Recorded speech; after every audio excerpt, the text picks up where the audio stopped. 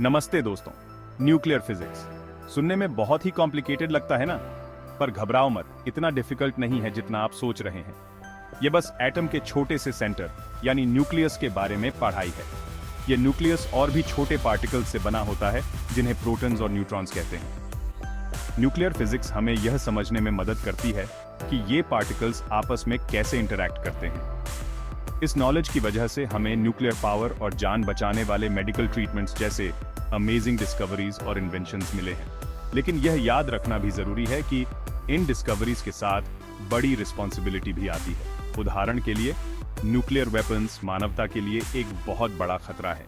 इस एसे में हम न्यूक्लियर फिजिक्स की फैसिनेटिंग दुनिया एक्सप्लोर करेंगे और इसके बेनिफिट्स और डेंजर्स दोनों को एग्जामिन करेंगे। एक एटम को एक टाइनी सोलर सिस्टम की तरह इमेजिन करो। सेंटर में सूरज की तरह न्यूक्लियस होता है। यह न्यूक्लियस बहुत ज्यादा डेंस होता है और एटम का लगभग सारा मास इसी में होता है। न्यूक्लियस के चारों ओर प्लैनेट्स की तरह इलेक्ट्रॉन्स होते हैं। न्यूक्लियस दो तरह के पार्टिकल्स से बना होता है, प्रोटॉन्स और न्यूट्रॉन्स। प्रोटॉन्स पर पॉजिटिव इलेक्ट्रिकल चार्ज होता है जबकि न्यूट्रॉन्स पर कोई चार्ज नहीं होता है। किसी एटम के न्यूक्लियस में कितने प्रोटॉन्स हैं, यह डिसाइड करता है कि वह कौन सा एलिमेंट है। उदाहरण के लिए सभी कार्बन एटम्स में 6 प्रोटॉन्स होते हैं। किसी एटम के न्यूक्लियस में न्यूट्रॉन्स की संख्या अलग अलग हो सकती है। एक ही एलिमेंट के एटम्स जिनमें न्यूट्रॉन्स की संख्या अलग अलग होती है उन्हें आइसोटोप्स कहते हैं। उदाहरण के लिए कार्बन 12 में 6 प्रोटॉन्स और 6 न्यूट्रॉन्स होते हैं, जबकि कार्बन 14 में 6 प्रोटॉन्स और 8 न्यूट्रॉन्स होते हैं।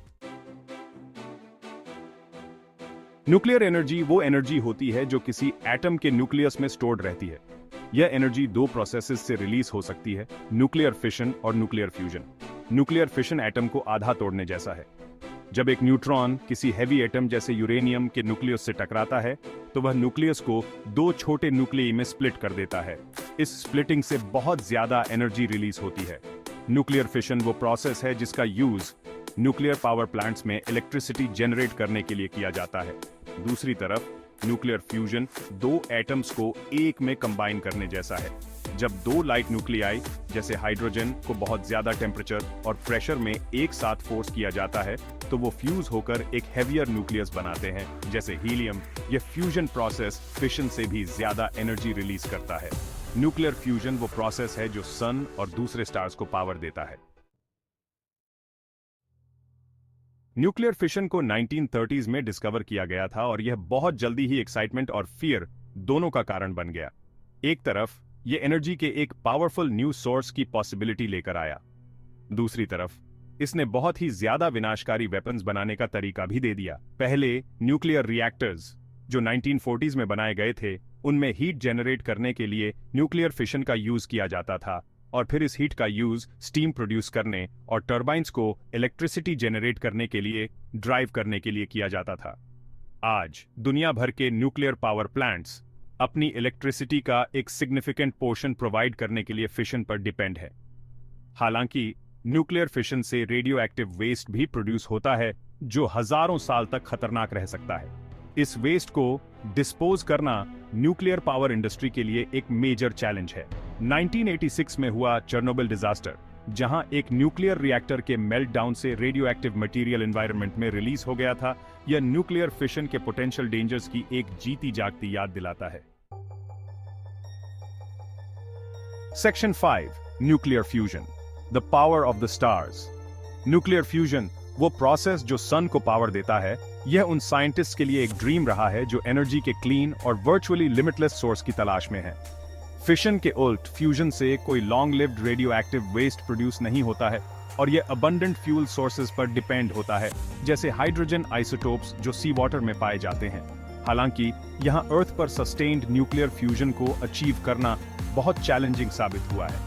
फ्यूजन रिएक्शंस के लिए बहुत ज्यादा टेम्परेचर्स और प्रेशर्स की जरूरत होती है, ऐसे कंडीशंस जो नेचुरली सिर्फ स्टार्स के कोर्स में ही पाए जाते हैं।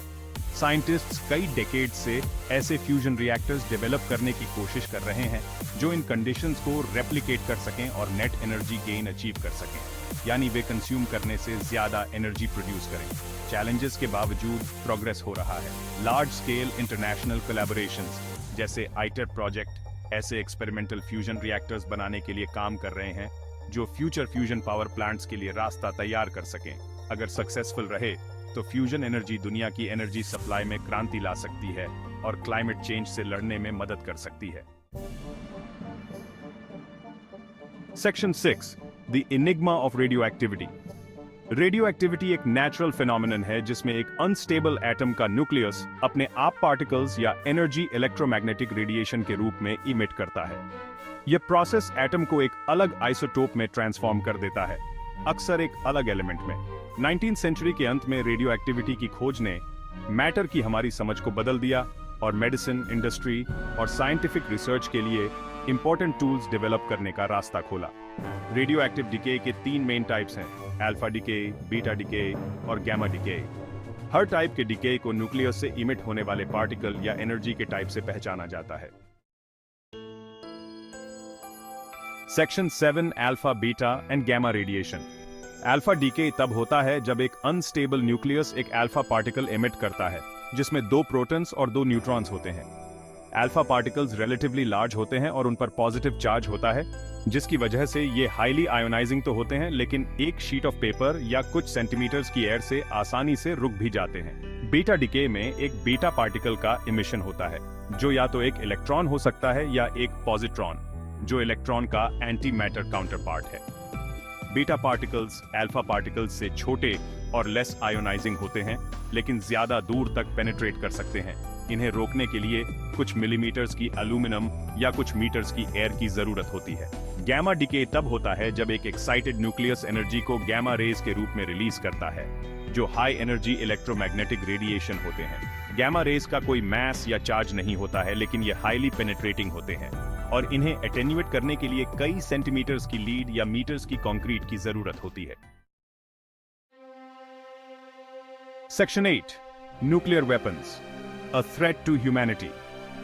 न्यूक्लियर फिशन की खोज की वजह से अब तक के सबसे पावरफुल वेपन्स न्यूक्लियर वेपन्स बने। ये वेपन्स अपनी बहुत ज्यादा destructive power nuclear chain reaction के दौरान एनर्जी के तेजी से रिलीज होने से प्राप्त करते हैं। न्यूक्लियर वेपन्स के 2 मेन टाइप्स हैं, फिशन वेपन्स और फ्यूजन वेपन्स। फिशन वेपन्स, जिन्हें एटॉमिक बॉम्ब्स भी कहते हैं, न्यूक्लियर एक्सप्लोजन क्रिएट करने के लिए न्यूक्लियर फिशन का यूज करते हैं। फ्यूजन वेपन्स, जिन्हें हाइड्रोजन बॉम्ब्स भी कहते हैं, बहुत ज्यादा पावरफुल एक्सप्लोजन क्रिएट करने के लिए न्यूक्लियर फ्यूजन का यूज करते हैं। वर्ल्ड वॉर 2 के दौरान हिरोशिमा और नागासाकी में न्यूक्लियर वेपन्स का यूज उनकी भयानक डिस्ट्रक्टिव पावर को दर्शाता है। इन बॉम्बिंग्स में लाखों लोग मारे गए और रेडिएशन सिकनेस और एनवायरमेंटल कंटेमिनेशन की एक ऐसी लेगेसी छोड़ गए जो आज तक है।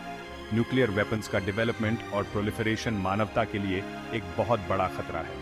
सिर्फ एक न्यूक्लियर वेपन के यूज के भी बहुत भयानक परिणाम हो सकते हैं, जिससे एक ग्लोबल न्यूक्लियर विंटर भी आ सकता है।